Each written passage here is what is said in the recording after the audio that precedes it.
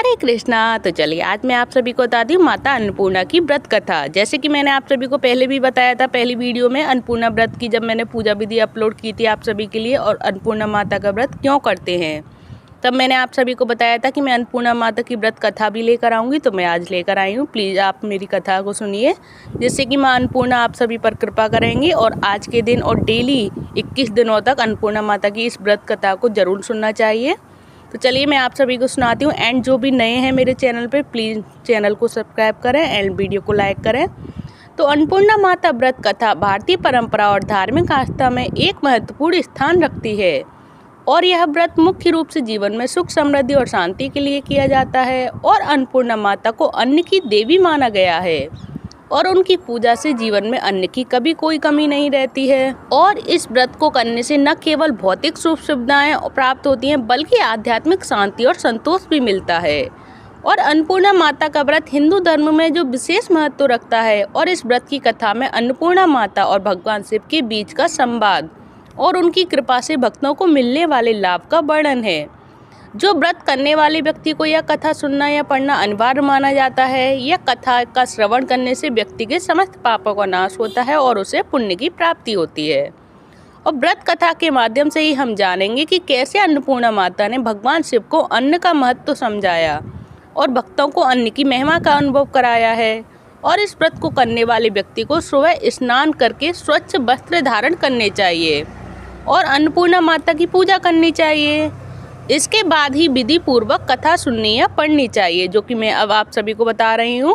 और मैंने जो आप सभी के लिए पहले वीडियो अपलोड की थी, मैंने उसमें पूरी पूजा विधि माता रानी की, अन्नपूर्णा माता की, तो आप पहली वीडियो में भी देख सकते हैं माता अन्नपूर्णा की हम पूजा कैसे करें, किस प्रकार करें। तो चलिए अब मैं आप सभी को सुनाती हूँ माता रानी की कथा, जो कि आप सभी ध्यानपूर्वक मन लगा कर सुने। जो माँ अन्नपूर्णा माता का महाव्रत मार्गशीर्ष मास के कृष्ण पक्ष की पंचमी से प्रारंभ होता है और मार्गशीर्ष शुक्ल पक्ष की षष्ठी को समाप्त होता है। और यह उत्तमोत्तम व्रत 17 दिनों तक होता है, और कई भक्त 21 दिन तक भी व्रत रखते हैं। और माँ अन्नपूर्णा की व्रत कथा क्या है, तो एक समय की बात है, काशीवासी धनंजय की पत्नी का नाम सुलक्षणा था। जब उसने अन्य सभी सुख प्राप्त कर लिए थे, केवल निर्धनता ही उसके दुख का एकमात्र कारण थी। यह दुख उसे हर समय सताता रहता था। तो एक दिन सुलक्षणा पति से बोली, स्वामी आप कुछ उद्यम करो तो काम चले, इस प्रकार कब तक काम किया जाता है। सुलक्षणा की बात धनंजय के मन में बैठ गई, और वह उसी दिन विश्वनाथ शंकर जी को प्रसन्न करने के लिए बैठ गई और कहने लगी, हे देवादिदेव विश्वेश्वर, मुझे पूजा पाठ कुछ नहीं आता है, केवल आपके अधीन हूँ मैं।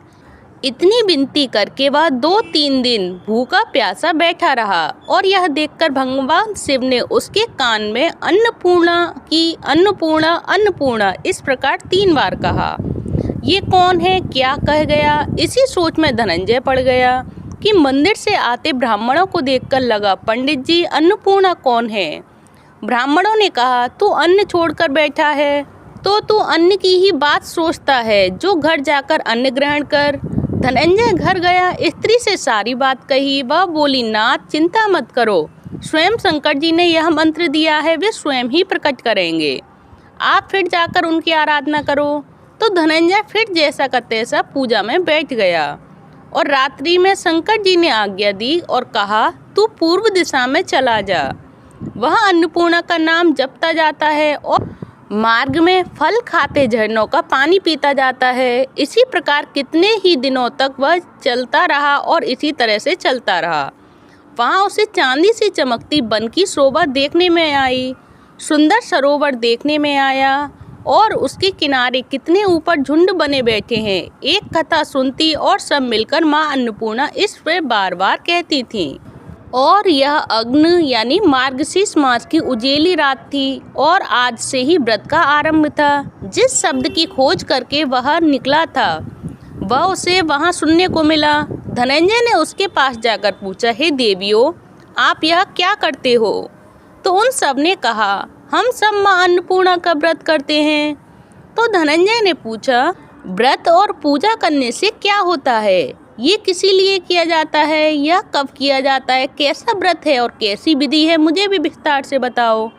तो वे कहे जाते हैं इस व्रत को सब कोई कर सकते हैं और 21 दिन तक के लिए 21 शॉर्ट का सूट लेना चाहिए और 21 दिन तक यही आप ना हो तो एक दिन उपवास करें और यह भी ना हो तो केवल कथा सुने प्रसाद लें और निराहार रहकर कथा कहने से कथा सुनने वाले कोई न मिले तो पीपल के पत्ते को रख सुपारी या घृत कुमारी क्वार पाठ वृक्ष को सामने कर दीपक को साक्षी कर सूर्य गाय तुलसी या महादेव को बिना कथा सुनाए मुख में दाना न डालें।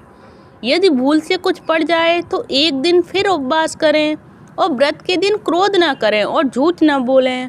तो धनंजय बोला, इस व्रत के करने से क्या होगा?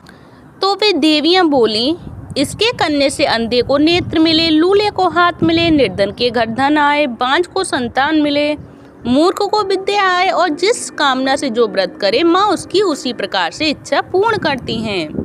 वह कह रही थी, बहनों मेरे पास भी धन नहीं है, विद्या नहीं है, कुछ भी तो नहीं है, मैं तो दुखिया ब्राह्मण हूँ, मुझे इस व्रत का सुख दोगी? हाँ भाई, तेरा कल्याण हो, ये देवियों ने बोला। फिर इसके पश्चात धनंजय ने भी व्रत किया और व्रत पूरा हुआ। तभी सरोवर में से 21 घंटों की स्वर्ण सीढ़ी हीरा मोती जड़ी हुई धनंजय जय अन्नपूर्णा कहता जाता था। और इस प्रकार जितनी ही सीढ़ियां उतरी गईं तो क्या देखा जाता है कि करोड़ों सूर्य से प्रकाश में अन्नपूर्णा का मंदिर है। उसके सामने सुवर्ण सिंहासन पर माता अन्नपूर्णा विराजमान है और सामने भिक्षा हेतु शंकर भगवान हैं और देवांगनाएं चंबड़ दुराती हैं। कितने ही हथियार बांधे जाते हैं। धनंजय धाकड़ कर जगदम्बा के चरणों में गिर पड़ा। देवी ने मन का क्लेश जान लिया उसका और धनंजय ने कहा, माता आप तो अंतर्यामी हो, आपको अपनी दशा क्या बताएं? माता बोली, मेरा व्रत किया है, जा संसार तेरा सत्कार करेगा। माता ने धनंजय की जिह्वा पर बीज मंत्र लिखा। अब तो उसका रोम रोम में विद्या प्रकट हो गई और इतना तो तय है कि वह काशी विश्वनाथ के मंदिर में खड़ी है।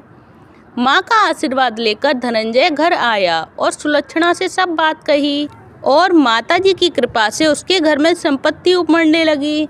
छोटा सा घर बहुत बड़ा सा लगा जाने लगा। जैसे शहद के छत्ते में मक्खियाँ जमा हो जाती हैं, उसी प्रकार उसको भी आगे पीछे सभी सगे संबंधी भी आकर आगे बढ़ने लगे। कहने लगे, इतना धन और इतना बड़ा घर, सुंदर संतान नहीं तो कमाई का कौन भोग करेगा?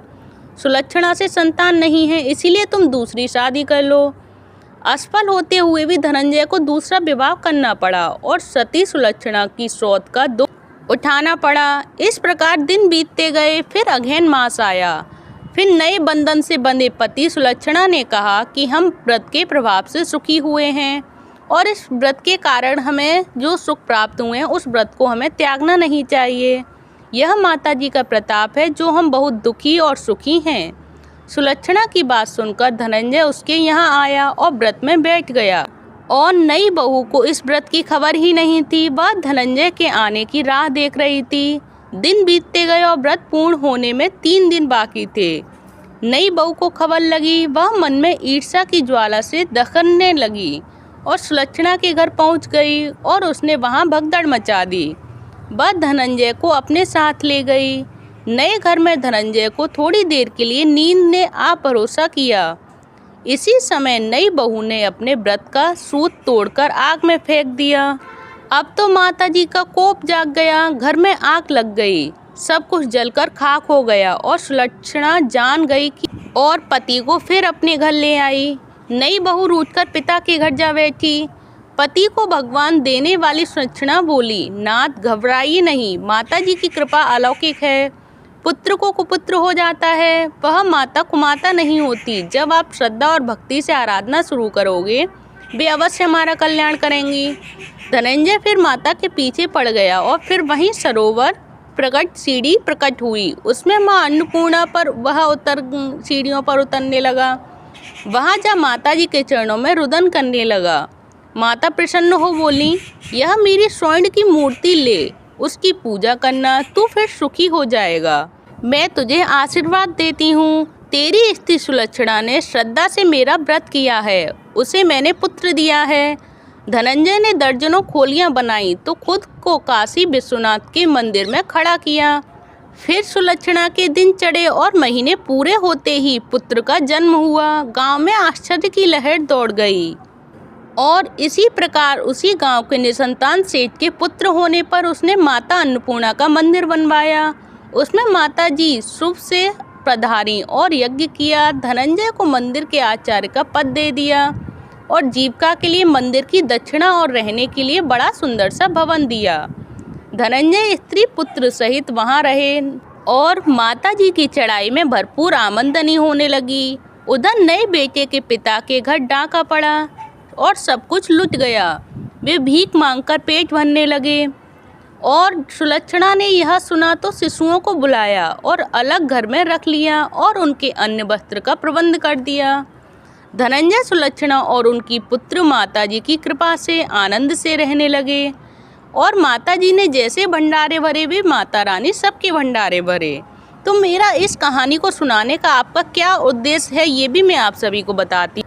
तो ये अन्नपूर्णा माता व्रत कथा न केवल धार्मिक दृष्टिकोण से महत्वपूर्ण है बल्कि यह हमें जीवन में अन्न और उसके महत्व को भी समझाती है। और इस व्रत को करने से हमारे जीवन में सकारात्मक ऊर्जा का निवास होता है और हमें हर प्रकार की समृद्धि की प्राप्ति होती है। माता अन्नपूर्णा की कृपा से घर में अन्न धन की कोई कमी नहीं रहती और परिवार में सुख शांति बनी रहती है। और इस कथा को सुनने और व्रत को विधि पूर्वक करने से हमारे अंदर विश्वास और धैर्य का संचार होता है और यह व्रत हमें जीवन के वास्तविक अर्थ को समझने में मदद करती है और हमें सच्ची भक्ति की राह पर चलने के लिए प्रेरित भी करती है।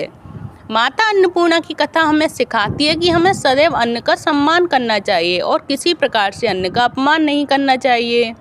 अतः अन्नपूर्णा माता व्रत कथा एक अद्वितीय धार्मिक अनुष्ठान है जो हमारे जीवन को हर प्रकार से संपन्न बनाती है और माता की कृपा से हम सभी प्रकार के अन्नपूर्णा का व्रत का संकल्प हम सभी को लेना चाहिए और उनकी महिमा का गुणगान भी करना चाहिए जिससे हमारा जीवन सफल और सुख समृद्धि से भरा रहे और दूसरों का भी जीवन इस व्रत के करने के प्रभाव से माता रानी दूसरों का भी जीवन सुख समृद्धि से भर दें। तो आपको ये कथा कैसी लगी, ये जानकारी कैसी लगी, प्लीज़ मुझे कमेंट बॉक्स में बताएं। अगर अच्छी लगी हो तो प्लीज़ वीडियो को लाइक करें, चैनल को सब्सक्राइब करें। धन्यवाद। हरे कृष्णा, हरि बोल।